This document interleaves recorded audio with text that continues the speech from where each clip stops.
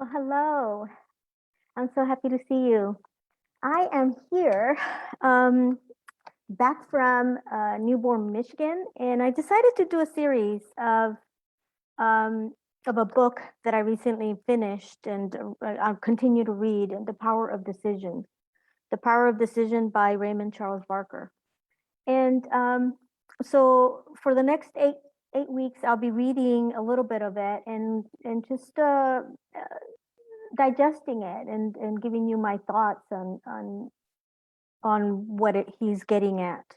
So first, I'll read a little bit of it, and then we can talk about it.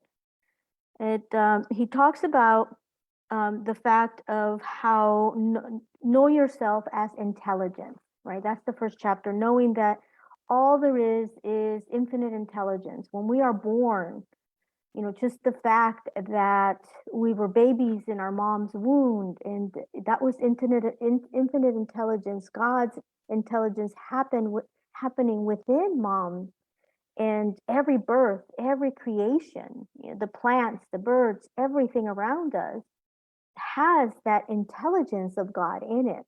We may not perceive it that way. We see 9 months, we see a child, the so a woman gets pregnant and the child starts developing, and you see the gestation period of 9 months, and you don't think of it actually having the intelligence of, the mom's body is working to grow this baby. I was recently with a colleague and friend of mine who is pregnant, and she's tracking the size of the baby, and it was funny because she says today the baby is a kumquat, the size of a kumquat. So it's something that we take for granted, our intelligence, and we are birthed from God in God's own intelligence. So it's Charles Raymond Charles Barker states, "I am pure intelligence, always acting intelligently. Does this mind instinctively react to you?" So how do you react to that statement? I am pure intelligence, always acting intelligently. Does your mind instinctively react to say no? Does that statement go against what you think of yourself? If it does, then we think about it. This book is really something that you should be looking at. Jesus said, "I and my Father are one." So if he and his Father and we are his brothers and sisters, we are one with intelligence. That is John 10:30. So he talks about, I am pure intelligence, always acting intelligently.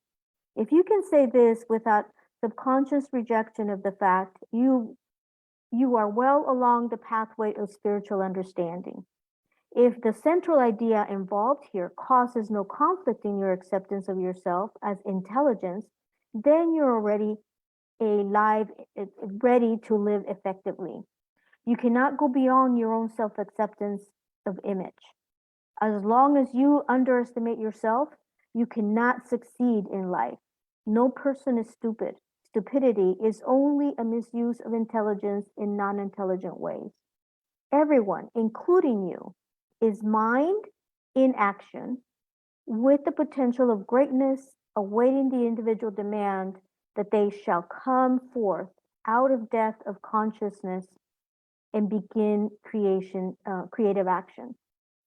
So what he's getting at here is that our own self-image can be the detriment to how successful we are. If we do not believe in our own worthiness, in our own intelligence, then it's a we're self-defeating ourselves, right? So the message for today for me is start noticing what you're noticing about your own beliefs and about your own self-image. Start noticing about, when you are in your daily routines, how are you looking at yourself? Are you looking at yourself as this beautiful, intelligent human being who is here to bring forth your gifts and share them with the world? Or are you looking at yourself as as an unfortunate person who has, has all of these conditions, or has so much going in their lives that is just something that you're not really being grateful and fulfilled to be in your realm, in your reality, in your life.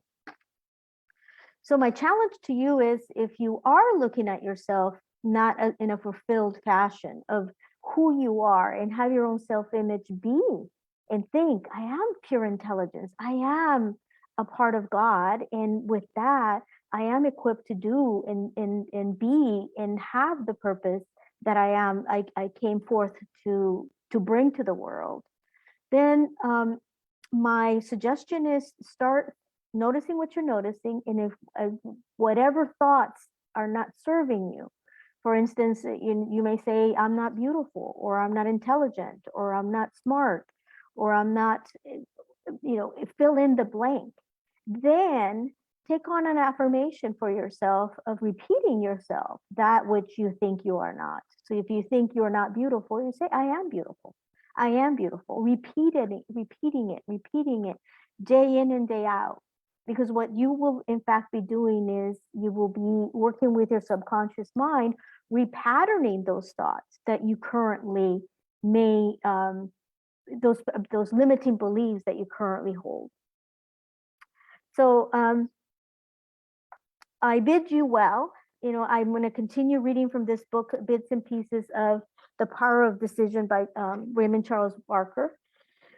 It's a great book. I suggest that you pick up your own copy, and maybe we can start reading it together. But today was it struck me that our self-image we can only go as far as where we see ourselves going, right? Our self-image is something that can empower you or act against you. So if you don't think you are worthy of receiving, or if you don't think you are capable of doing, then you yourself are setting a limit in what you can bring to the world. So again, I love you very much, and I'll continue doing these impromptu videos, and hopefully they serve you. So take care. Bye bye.